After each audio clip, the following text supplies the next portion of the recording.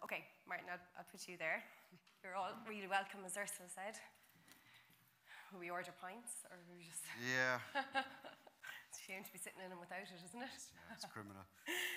So I'd like to introduce to you all Martin McGarry from Area Impact. I asked Martin what his official title was earlier. So he's the e-commerce manager, he's a buyer, he's a seller, he's a deliverer, he answers the phone. So like many of you, there's many hats in an independent Irish business, but Martin does take primary responsibility for the online store for Area Impact. So for those of you who aren't familiar with Area Impact is Ireland's leading supplier of air tools. Air tools and pneumatic equipment. Pneumatic equipment, air compressors. Do you all know all about them? Yeah. You're in business, it's a family business, Martin. It is, so, yeah, trading for, I think, 53 years this year. Yeah, which is fabulous. Yeah. Online with AB Commerce since 2017. Yeah, so 6 years into your online journey. Yeah. And the online store is a business-to-consumer store, so it's open to the public. But there's also a B2B element to the online store as well. So Martin has trade customers who's engaging with the online store and ordering maybe at trade prices. Selling to Ireland, Northern Ireland, the UK and Europe, and selling in euro and sterling. So that's a little bit about the business. So I might kick off, Martin, if you want to maybe tell us a little bit about the importance of the online journey for your business, and maybe a little bit about the impact that the online has had since you went online. Our website, when we built it first, we did it because everyone was doing it, and we kind of felt that, you know, everyone's going online, we need to go online, we need to have an online presence, and so we started to look into building it, and we found yourselves and worked with you and got our catalogue together and got online. Now the website, thanks to COVID really, because the e-commerce is after exploding, so our website now internally is one of the best tools we have.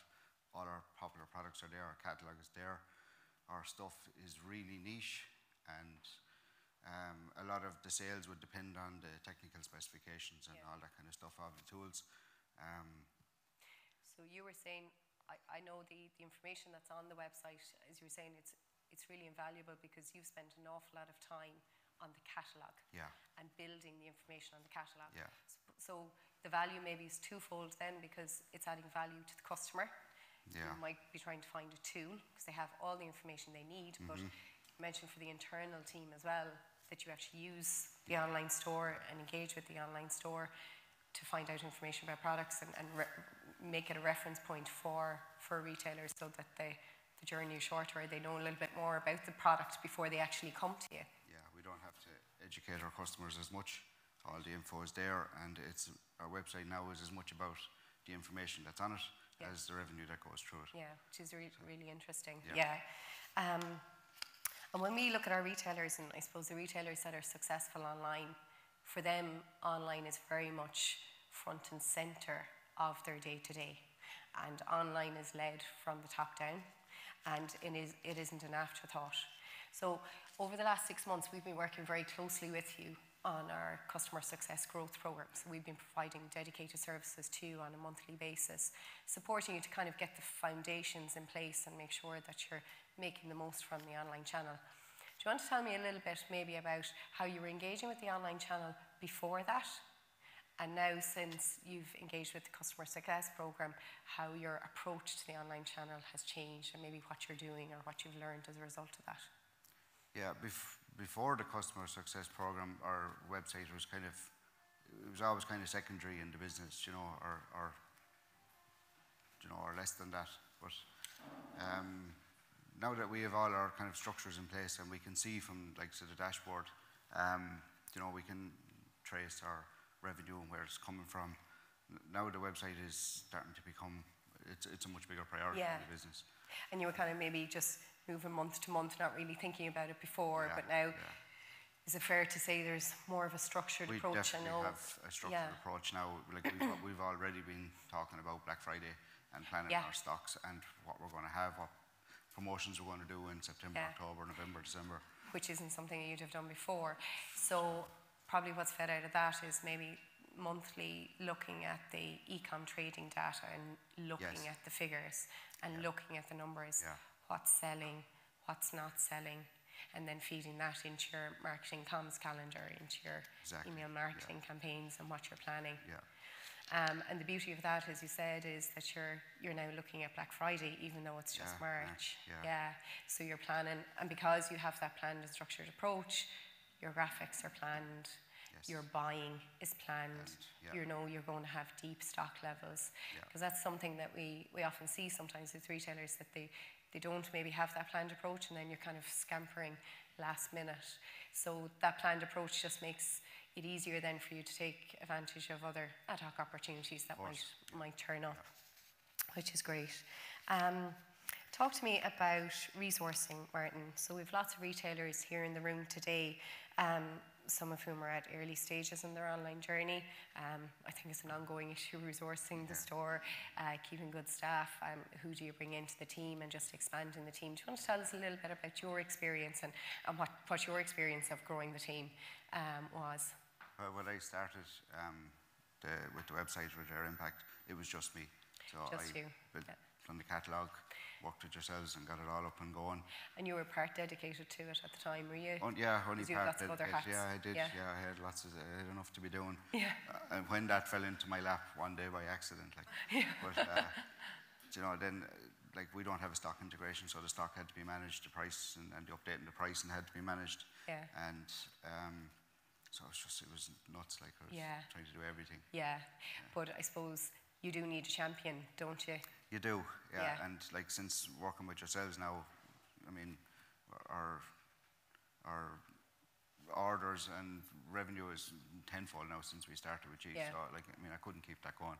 So now we've brought somebody in to work on our marketing, and we divert resources from the shop now to pick and pack the orders as well, and so it takes some of the pressure off. So initially you were doing the merchandising, you were doing the marketing, you were doing the order fulfillment, and gradually, so you're still primarily looking after the site? I'm still primarily looking after it, You have somebody looking after the marketing, email marketing, social marketing, and then you have a team looking after fulfillment. Yeah, because it's a challenge, you know, to allocate resources and kind of start to grow it. Who does your design work then? I do as much of it as I can, but we have a couple of graphic designers that would do up templates, and they give me the templates, and that needs to be changed after that. I can swap in pictures and prices and text and whatever. But great.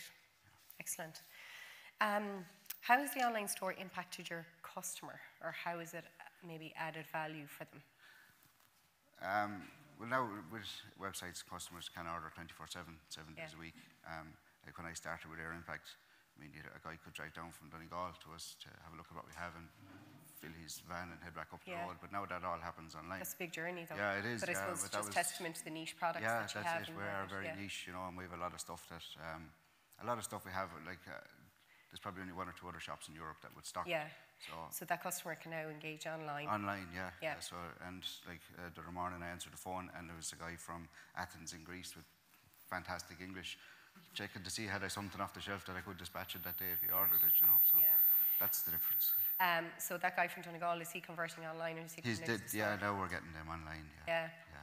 And what about the traffic into your store then, into your 2 branches? Are you seeing them coming in? I saw this on the website. Yes, we're getting a lot more of that. And what we're finding with the website now is people are, you know, customers that we've had for years are coming in saying, I didn't know you had that. Right. You know, because the floor space is limited enough, we wouldn't have everything on display. So now they're finding it online and coming in to look at it. And again, the catalogue, you have put so much time and effort into such a rich catalogue. If any of you've seen it, there's really detailed product descriptions there, spec sheets, details. So it's such a repository of information, really.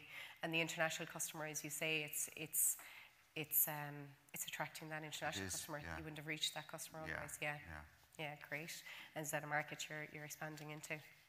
Yeah, we've found ourselves, you know, because of the website, just getting an awful lot more international customers. We always would have had a few, but now we're finding we're getting more and more. We're sending stuff like this pallets going out to India and Malaysia, and you know, it's mad from a little tiny shop in Thurles. Brilliant. You know. And is that through paid digital advertising, do you think you're acquiring those customers, or is it just your organic? I'd say it's a mixture of both. Initially it probably was the paid, the paid advertising, but our organics is starting to really come up now, so we're noticing that in the analytics that a lot more of our thing is coming in that way. The pharmacists that are sitting here in the audience are looking up to you, very jealous of your niche position in the market. Yeah. You're the only one kind of selling that product that you have that. So it's great. It is. It's great. Yeah. Okay. You want to tell me a little bit about maybe some of the advanced features that you've integrated onto the online store, maybe even some e-commerce functionality that's really of value to you, or even some third-party plugins that you might be using that really add value either for you or for the customer? Probably the biggest one for us was Chatify. Excuse me. Like we have a lot of information on the site, and we try and make it that when the customer comes looking for the product, that it's self-explanatory and that they can, figure out what they want. But if they have any other questions, they'll hop on the chat, or they'll give us a call. But usually they'll hop on the chat and we can answer any questions there. So Chatify for us is about it helps. We won't lose the customer if we engage. Key, isn't it? That's key. You won't lose the customer. By engaging them. Yes. Yeah. Because there's a challenge for you to resource it as well, of course, and we'll talk. I know Shane is coming up to talk about that, and that's often a question that a lot of retailers have, is the time to resource an online chat feature, but we'll explore that more there. You mentioned as well the e-commerce dashboard, and I know on a monthly basis now we're sitting down with you. Yeah. We're looking at the figures, and knowing the figures is now influencing your buying decisions. Yes, and it helps us plan now for what stock we're going to need, and it also we can see what's selling, and then we can see what's not. Yeah. And we can work from there. Yeah, knowing the numbers is just so important, really, isn't it? Yeah. Can you tell me a little bit about the value you place in retaining the long-term value of the customer? Well, like customers are hard enough to acquire anyway, and I mean you spend a lot of money on Google Ads to bring them in, and we work hard on our SEO so that we get them organically as well.